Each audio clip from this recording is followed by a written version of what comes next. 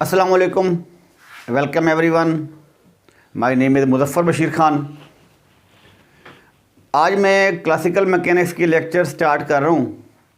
ये एक lecture series होगी क्लासिकल मैकेनिक्स की। इस सीरीज़ में हम लोग क्लासिकल मैकेनिक्स की लेक्चर तरतीब वाइज डिस्कस करेंगे। इन लेक्चर में एमएससी फ़िज़िक्स पार्ट 1 में क्लासिकल मैकेनिक्स का जो सिलेबस होगा, जो कोर्स आउटलाइन होंगी, जो कोर्स कंटेंट्स होंगे वो, और साथ बीएस ऑनर फिज़िक्स में 5th सेमेस्टर में जो क्लासिकल मैकेनिक्स का जो कोर्स कंटेंट्स हैं वो डिस्कस किए जाएंगे तरतीब वाइज। क्लासिकल मैकेनिक्स एक पोस्ट ग्रेजुएशन लेवल का फ़िज़िक्स का वो सब्जेक्ट है जो बहुत ही इम्पोर्टेंट है, और पीपीएससी के टेस्ट में या कोई भी और अगर टेस्ट होता है फ़िज़िक्स का मास्टर लेवल का, तो उसमें क्लासिकल मैकेनिक्स में से बहुत ज़्यादा क्वेश्चन आते हैं। एक काफ़ी सारा पोर्शन होता है उस टेस्ट का जो क्लासिकल मैकेनिक्स पे बेस करता है। क्लासिकल मैकेनिक्स डेफिनेटली मैकेनिक्स है। मैकेनिक्स क्या है? मैकेनिक्स को हम अगर डिफ़ाइन करें तो ये ब्रांच ऑफ फिज़िक्स है जिसमें हम बॉडीज़ की मोशन को डिस्कस करते हैं, बॉडीज़ की मोशन को स्टडी करते हैं विद द काज और विदाउट काज ऑफ मोशन। फिर मैकेनिक्स को हम लोग फर्दर दो ब्रांचेज में डिवाइड करते हैं, जो मेन ब्रांचेज हैं काइनेमेटिक्स और डायनेमिक्स। और जो क्लासिकल मैकेनिक्स है इसमें मॉडर्न फिज़िक्स हो गई, उसके बाद क्वांटम मैकेनिक्स है और न्यूक्लियर फिज़िक्स है और रिलेटिविटी है। इसको हम डिस्कस नहीं करेंगे। क्लासिकल मैकेनिक्स में जैसे इसके नाम से ज़ाहिर है, क्लासिकल साइंटिस्ट जो हैं वो हमारे पास जो सबसे मेन है नाम वो है न्यूटन। इसी वजह से इसको हम न्यूटोनियन मैकेनिक्स भी कहते हैं। तो क्लासिकल मैकेनिक्स में न्यूटन ने जो अपना कंसेप्ट पेश किया about the motion of the objects, about the motion of the particles, about the motion of different bodies under different causes, तो उसको हम यहाँ पे बोलेंगे, उस थ्योरी को हम बोलते हैं यहाँ पे न्यूटन और न्यूटोनियन फॉर्मूलेशन। न्यूटोनियन फॉर्मूलेशंस, ये वो कंसेप्ट होंगे, ये वो थ्योरीज होंगी जो न्यूटन ने बॉडीज़ की मोशन के बारे में डिस्कस किया। इसके डिफरेंट लॉज हैं और फिर आगे डिफरेंट इक्वेशंस होंगी। उसके बाद जो इस क्लासिकल मैकेनिक्स में एक बहुत बड़ा नाम है वो एक फ्रेंच मैथमेटिशियन है, दैट्स कॉल्ड लैग्रांज।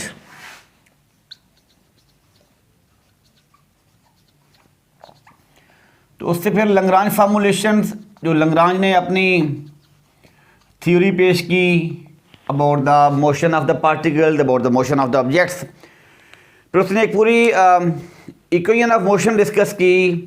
उस इक्वेशन ऑफ मोशन को भी हम यहाँ डिराइव करेंगे लैग्रांज फार्मूलेशन में। और नेक्स्ट हमारे पास जो तीसरा नाम है वो है Hamilton.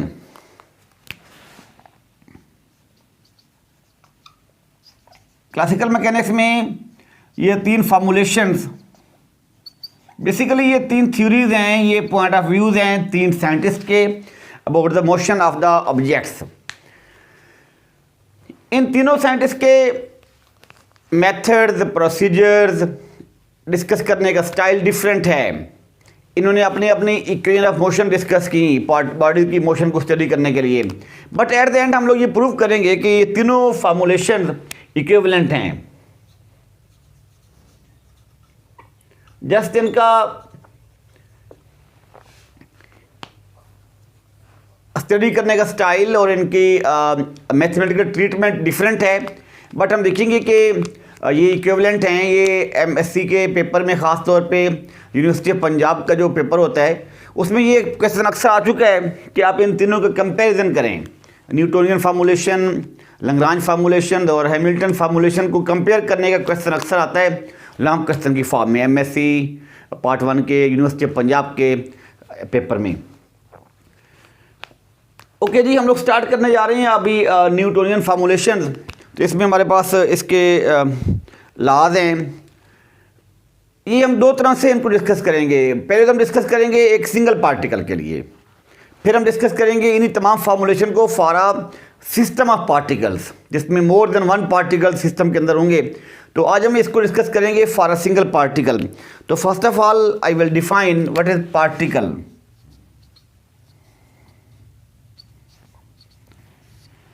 Particle, it is an entity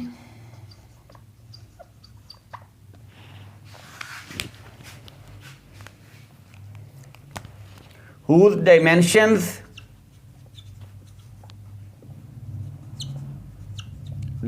से मुराद यहाँ पे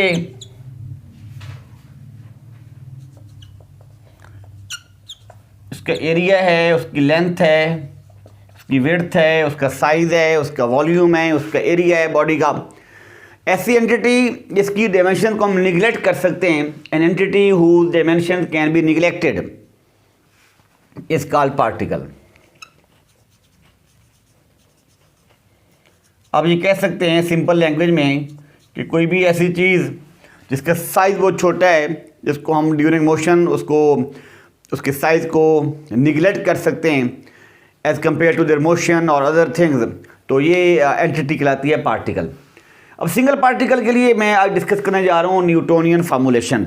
उसमें इसके लॉज ऑफ मोशन है, पहले न्यूटन लॉज ऑफ मोशन।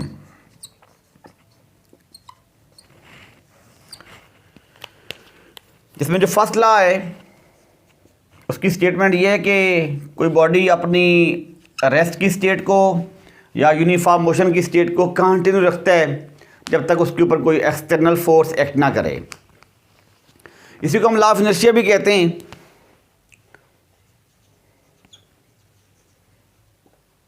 इसकी स्टेटमेंट ये है कि body continues its state of rest और of uniform motion unless an unbalanced external force acts upon the body. Second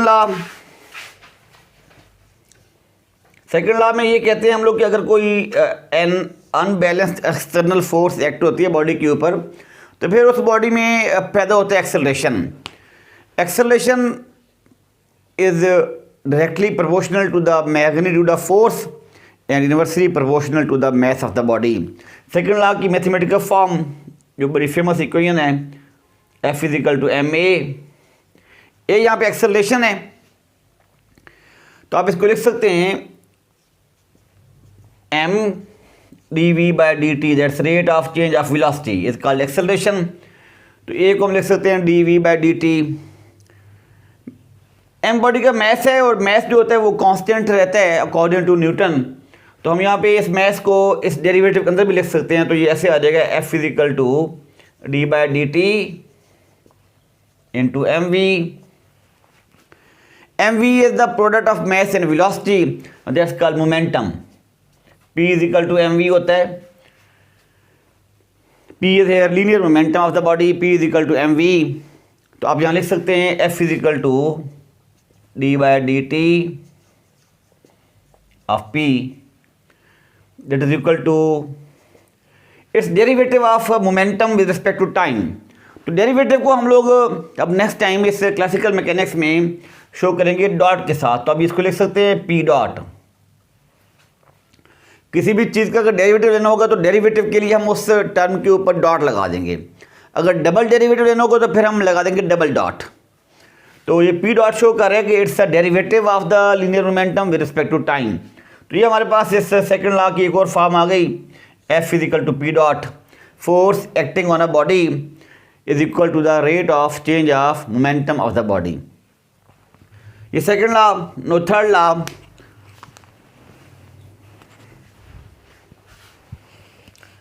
third law में दो बॉडी हैं, एक बॉडी जो फोर्स लगाएगा तो उसको हम एक्शन कहते हैं, दूसरा बॉडी जो फोर्स लगाएगा तो उसको हम रिएक्शन कहते हैं। अब थर्ड लॉ की स्टेटमेंट ये है कि हर एक्शन की एक रिएक्शन होता है, ये एक्शन और रिएक्शन इक्वल होते हैं बट इनकी डायरेक्शन अपोजिट होती है। तो थर्ड लॉ को हम लोग ऐसे लिखते हैं मैथमेटिकली,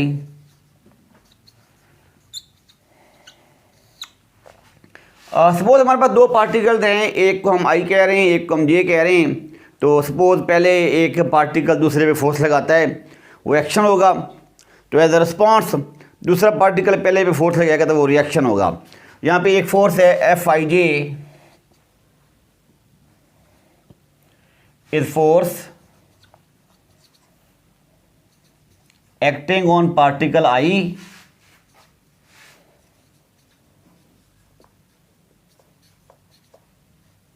बाय पार्टिकल J। ये एक्शन है, पार्टिकल J पार्टिकल I पे एक फोर्स लगा रहा है, उस फोर्स को आप नाम दे रहे हैं Fij। एज अ रिस्पॉन्स दूसरा पार्टिकल फोर्स लगाएगा, उस फोर्स को आप कहेंगे Fji। Is force acting on particle J by particle I। No it's reaction. एक पार्टिकल दूसरे पे फोर्स लगा रहा है, वो एक्शन है, और दूसरा पार्टिकल एज अ रिस्पॉन्स जब फोर्स लगाएगा तो वो रिएक्शन है। तो थर्ड लॉ ये कहता है कि एक्शन और रिएक्शन इक्वल होते हैं। तो आप यहाँ लिख सकते हैं Fij it is equal to Fji with minus sign, जो ये शो करेगा कि एक्शन और रिएक्शन इक्वल हैं बट इनकी डायरेक्शन अपोजिट है। ये इसकी मैथमेटिकल फॉर्म। अब इसके बाद हमारे पास laws of conservation of momentum, law of conservation of angular momentum और law of conservation of energy. ये सारे लॉज हम डिस्कस करेंगे पहले अभी for a single particle, then we will discuss all these laws for a system of particle. तो पहला हमारे पास लॉ है law of conservation of linear momentum.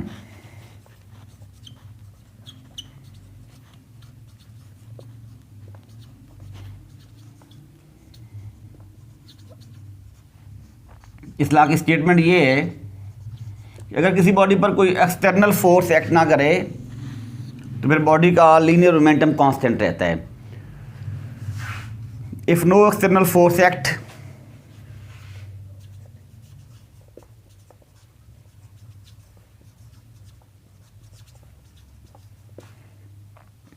then total linear momentum of a particle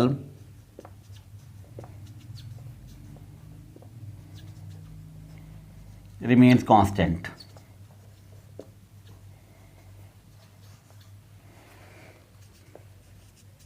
अगर किसी पार्टिकल पे, किसी body पे कोई एक्सटर्नल फोर्स एक्ट नहीं करती, then total linear momentum of the particle या of the body remains constant.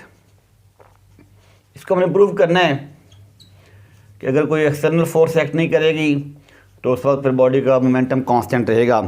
अब इसको देखें, हम लोगों ने अभी सेकंड लॉ की फॉर्म लिखी है ना, F is equal to P I dot, F is equal to P dot force acting on the body is equal to the rate of change of momentum of the body। It's a form of second law of motion। देखिए अगर यहाँ पे force zero होगी, if external force is equal to 0 then we can write that pi dot it is equal to 0। It means rate of change of momentum is 0। This equation shows that linear momentum of the particle is 0। Linear momentum of the particle or of the body is 0, is constant। Rate of change of momentum is 0 and linear momentum of the particle is constant। We know that derivative of a constant term is 0। It means this momentum is constant। Momentum remains constant when no external force act on the body। It's law of conservation of linear momentum। Now we discuss law of conservation of angular momentum। Angular momentum उस वक्त होता है body का जब body rotational motion में करता है move, तो उसके लिए फिर टार्क अप्लाई होता है। Law of conservation of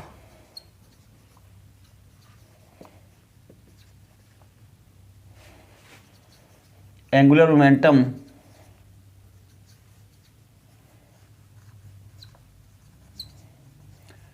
angular momentum के लिए बॉडी के ऊपर टार्क एक्ट करना ज़रूरी है। अगर कोई टार्क एक्ट नहीं करेगा तो ये लॉ ये कहता है कि फिर उस वक्त बॉडी का एंगुलर मोमेंटम कांस्टेंट रहता है। If no external torque act इस लॉ की स्टेटमेंट ये है कि if no external torque act then total angular momentum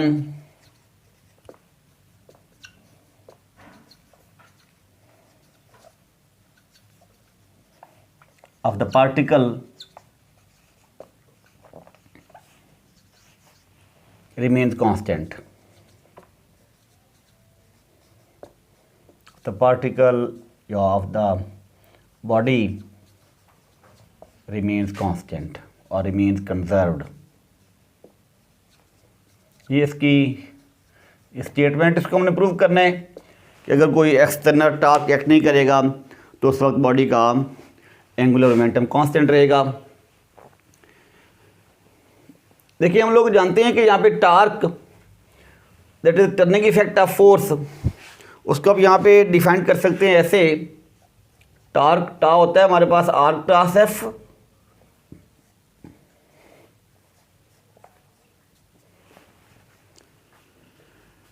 और एंगुलर मोमेंटम उसको हम यहाँ पे एल से शो करते हैं। Angular momentum L is equal to r cross P। we will take derivative of this angular momentum dl by dt, that is equal to d by dt of r cross P। ये हमारे पास product है r और P का, तो यहाँ इस्तेमाल करेंगे आप product rule to find derivative. यह रहेगा पास D R by D T cross P plus are cross D P by D T. पहले आपने डेरिवेटिव लिया आर का और पी को ऐसे लिख दिया, फिर हम आर को लिख देंगे ऐसे और डेरिवेटिव लेंगे पी का। देखिए D R by D T हमारे पास वेलोसिटी होता है, product of the derivative of the displacement या rate of change of displacement is called velocity. तो D R by D T को आप वी लिख सकते हैं वेलोसिटी, और पी होता है हमारे पास M V. P is linear momentum that is equal to the product of mass and velocity M we.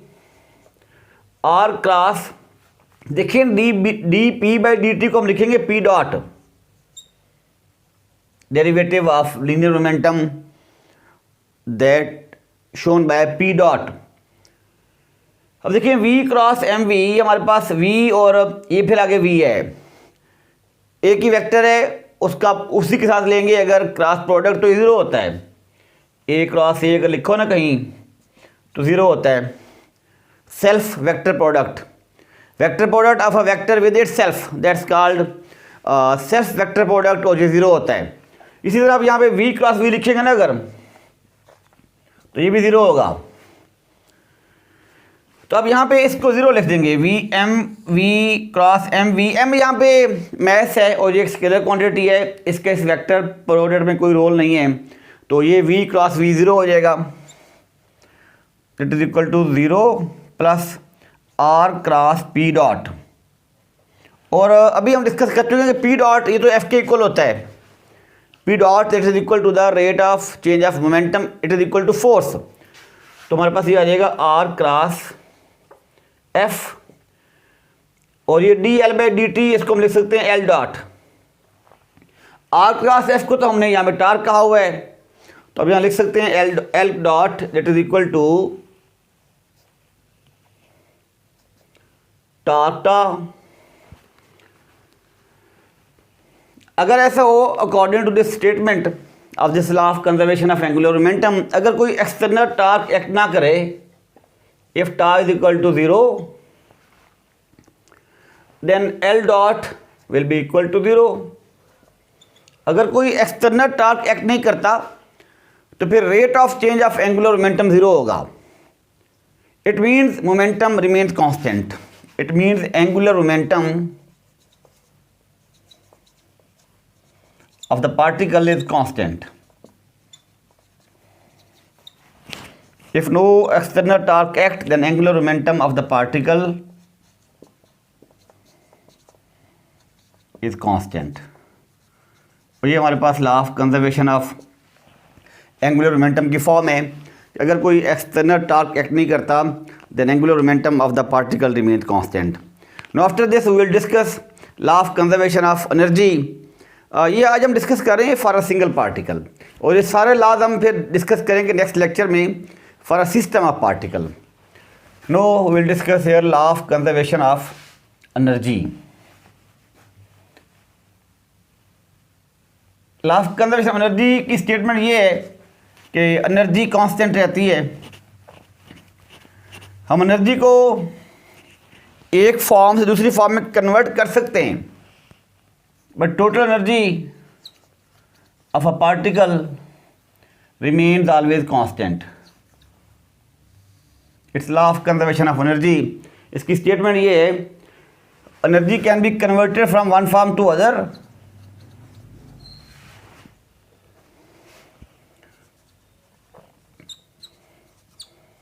energy can be converted from one form to other but total energy of a particle remains constant. But total energy of a particle remains constant. हमने prove करना है यहाँ पे कि energy constant रहेगी। Energy convert हो सकती है from kinetic energy to potential energy या from potential energy to kinetic energy, but उनका जो सम होगा that remains always constant. Total energy remains always constant.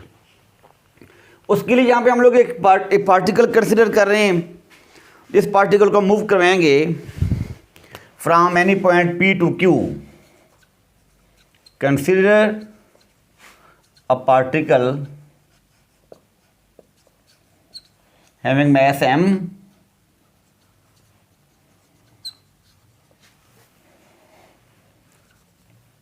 moved from initial point P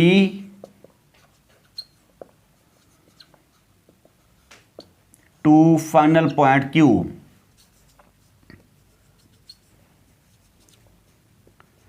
तो इस बॉडी को पार्टिकल को मूव करवाने के लिए इन दो पॉइंट के दरमियान जो वर्क करना पड़ेगा हमें वो ये होगा, work done W from P to Q that is equal to FdS integral from point P to Q। That's work done. It's equal number 1। It's work done to move the particle from point P to Q. F is the force acting on the particle to cover the distance from initial point P to final point Q. The total work done from point P to Q is equal to here FdS integral from point P to Q. We know that F is equal to ma, so we can write value of F is equal to m dV by dt into ds integral from P to Q। In value of ds हम इसको लिख सकते हैं ds को ऐसे, और देखें v होता है हमारे पास से ds by dt velocity is equal to rate of change of displacement ds by dt। अब यहाँ से लिख सकते हैं ds is equal to v dt। मैं ds की वैल्यू ये पुट कर रहा हूँ यहाँ पर इस इक्वेशन में, तो वर्क की वैल्यू आ जाएगी हमारे पास work from P to Q that is equal to m dv by dt and value of ds it is equal to here v dt। ये आप उसकी वैल्यू पुट कर देंगे ds की, और इसको करेंगे integrate from P to Q। dt को आप इस dt से कैंसिल कर दें तो वर्क की वैल्यू आ जाएगी work from P to Q that is equal to integral, यहाँ पे m अब यहाँ पे कांस्टेंट है, इसको हम बैर लिख सकते हैं इंटीग्रल के v dv, और इसको करेंगे integrate from point P to Q। ये आ जाएगा हमारे पास m v square by 2 limits from point P to Q। जब इसका लेंगे आप इंटीग्रल तो ये वी डी वी का बन जाएगा integral v square by 2। M को बाहर लिखेंगे अंदर, अब यहाँ पे लिमिट सप्लाई कर देंगे वी के ऊपर, एम को बाहर लिख लेंगे हम यहाँ पे फिलहाल। तो अभी आ जाएगा हमारे पास half M V square at point Q minus half M V square at point P, that work done on the body from point P to Q, it's equal to kinetic energy, change in kinetic energy. It's kinetic energy of the body at point Q, इसको लिखेंगे TQ minus half mv square. It's kinetic energy of the particle at point P, इसको लिखेंगे TP. T is here symbol used for kinetic energy in classical mechanics. It's equation number 2.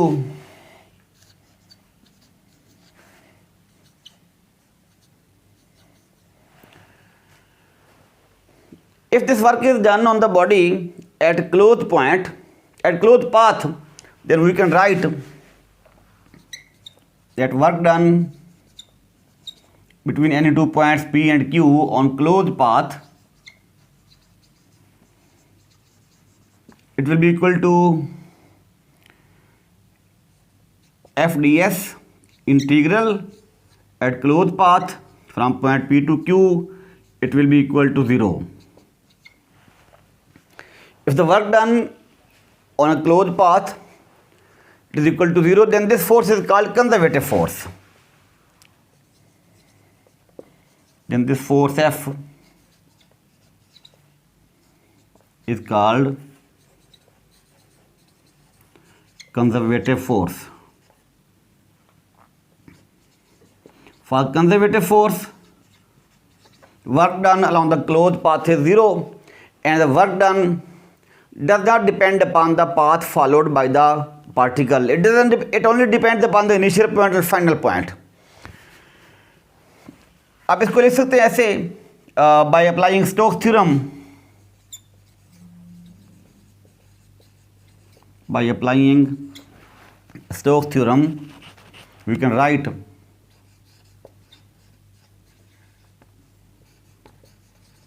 above equation, above integral can be written as FDS from point P to Q, it is equal to curl of F dl. As this FDS it is equal to 0, so we can write that curl of F to dl integral on closed path, it will be equal to 0.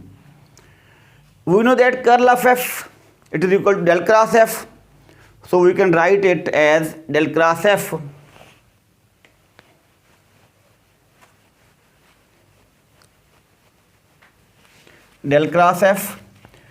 मैं इसकी value put करूँ curl की, curl F को लिख सकते हैं del cross F to d L integral it is equal to 0 from point P to Q. It means अगर ये पूरा इंटीग्रेंड 0 है तो इंटीग्रल 0 है तो इसका मतलब है कि इसका इंटीग्रेंड 0 होगा. तो आप यहाँ लिख सकते हैं so del cross F that is equal to 0. This F is here conservative force. देखिए अगर हमारे पास कोई as curl of gradient of a scalar function is 0, ये एक आइडेंटिटी है कि अगर आप किसी स्केलर फंक्शन ग्रेडियंट लें फिर उस स्केलर फंक्शन के ग्रेडियंट का कर्ल ले लें तो 0 होगा. आप यहाँ लिख सकते हैं del cross gradient v that is equal to 0. v is here a scalar function which is called here potential energy or simple potential. For conservative force it will be equal to minus gradient v. If we compare these two equations then we can write that F is equal to here minus gradient V, or we can write that F is equal to here minus del V, where V is here potential or potential energy. V is a scalar function which is called potential or potential energy, and this F is here conservative force.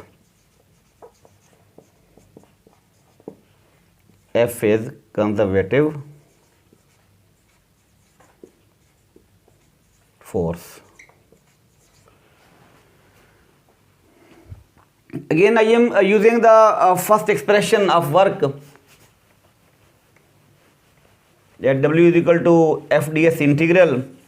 We can write that W is equal to here Fs at point Q minus Fs at point P. हमारे पास basically ये था ना expression F W is equal to F d s integral from point P to Q. अगर आप यहाँ पे D S के ले लें इंटीग्रल तो सिंपल एस बचेगा, वो लिमिट सप्लाई कर दें तो बन जाएगा F S at point Q minus F S at point P, that is equal to work done from point P to Q.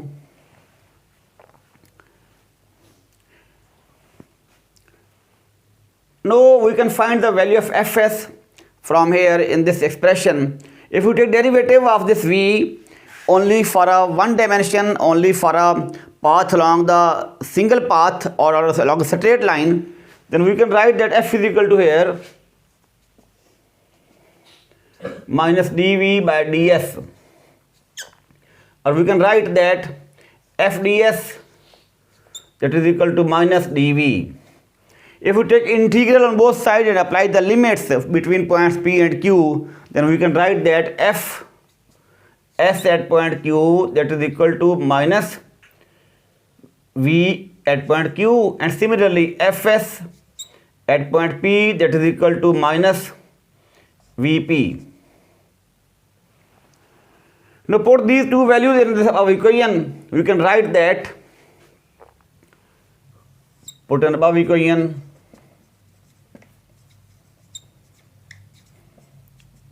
put the values of is Fsq over here and Fsp in this term. Fsp is equal to minus Vp. We will get work from P to Q, that is equal to value of Fsq is equal to here minus Vq, and value of Fsp is equal to here minus Vp, minus, and this is equal to minus Vp. It will become plus Vp. So it is equal to here minus Vq plus Vp, that is equal to Vp minus Vq. It is equal to work done in form of potential energy.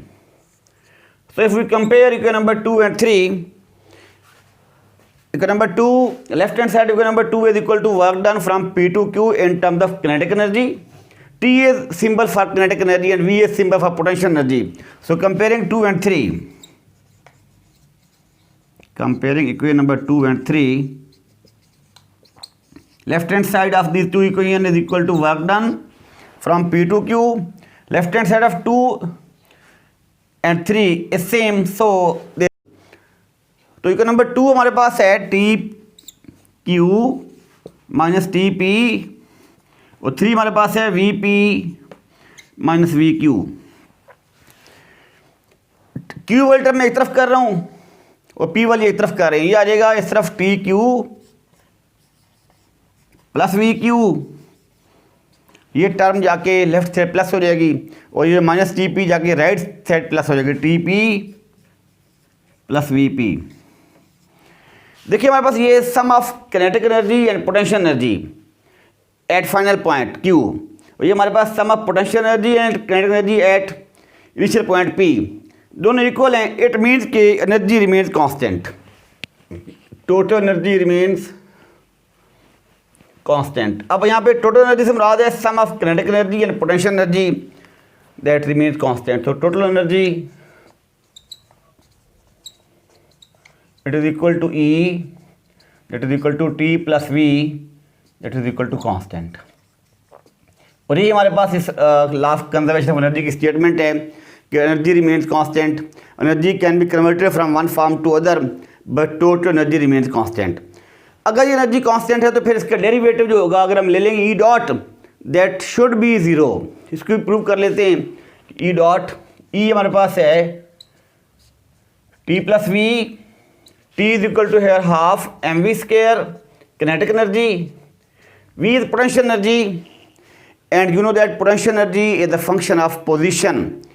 Energy of a particle due to its height or position is called potential energy. So V can be written as V of x. That is equal to E.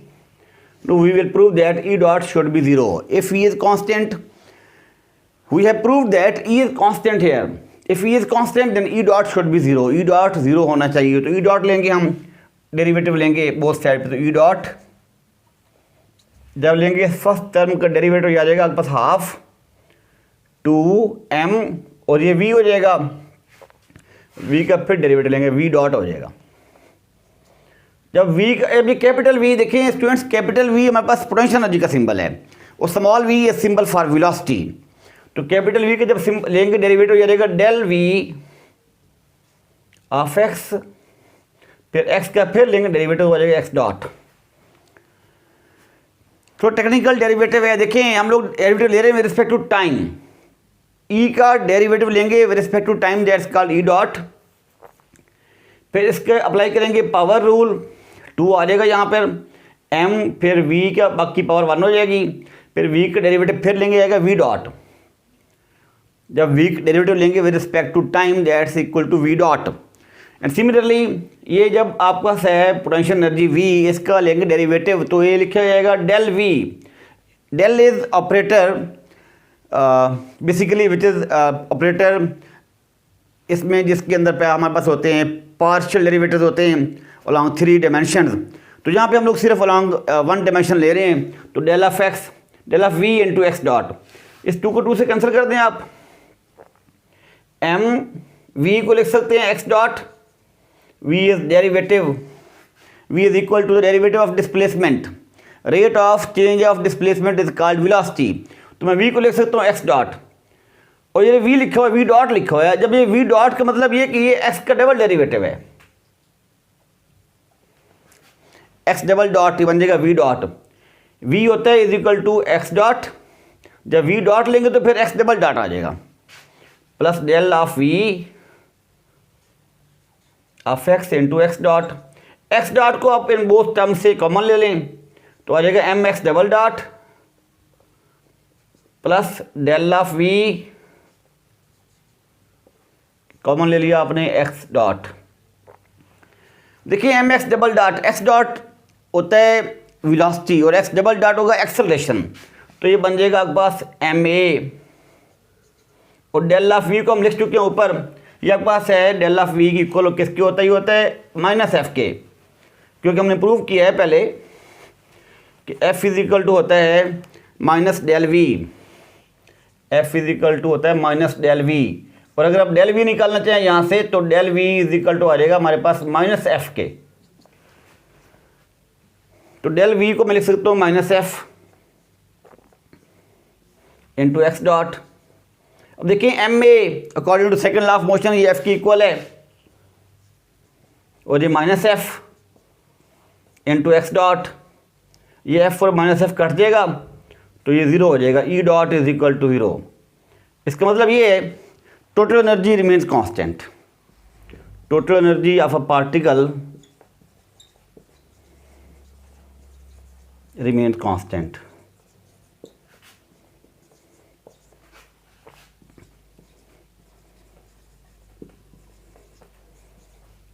ये हमारे पास Newtonian formulation की basic चीज़ें, उसके laws आ गए और फिर आगे law of conservation of linear momentum, law of conservation of angular momentum और law of conservation of energy. ये क्लासिकल मैकेनिक्स का फर्स्ट लेक्चर है। तो इंशाल्लाह नेक्स्ट हम इसको डिस्कस करते जाएंगे। नेक्स्ट हमारे पास ये सारे के सारे लॉज डिस्कस करेंगे for system of particles. Thank you ji, thank you very much.